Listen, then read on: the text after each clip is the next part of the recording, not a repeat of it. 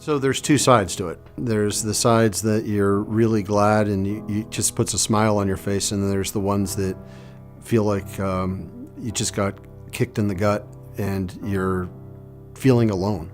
A lot of those involve death and being with family members after a death has occurred, sitting in somebody's living room just hours after learning that their son will never come home. Being with families that have just been torn apart by violence. Those moments are difficult, but you realize that the difficulty that person is going through is much greater, and if you can just give them a little bit of comfort, then you're doing your job.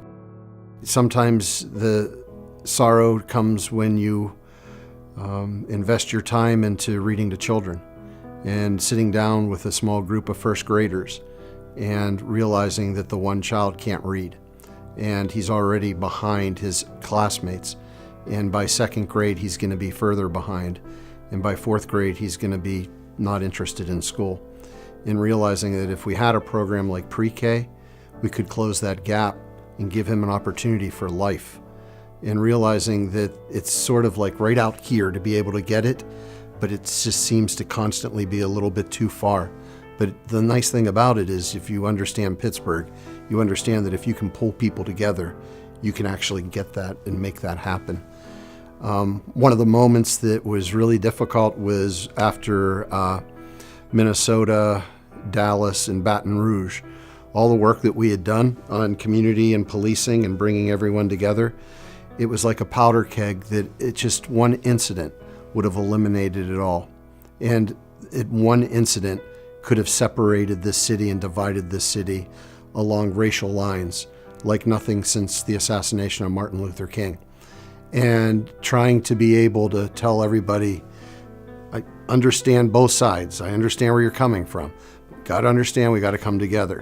It was a very, very difficult time. Fortunately, we did get together. And there was a moment at Freedom Corner when ministers from the African American community came to pray for an end to violence. And they were joined by command staff from the Pittsburgh Police.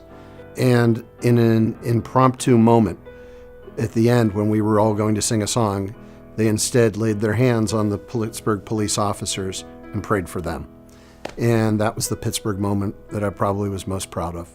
While the rest of the country was finding ways to divide itself, Pittsburgh was finding a way to pull itself together through a difficult time.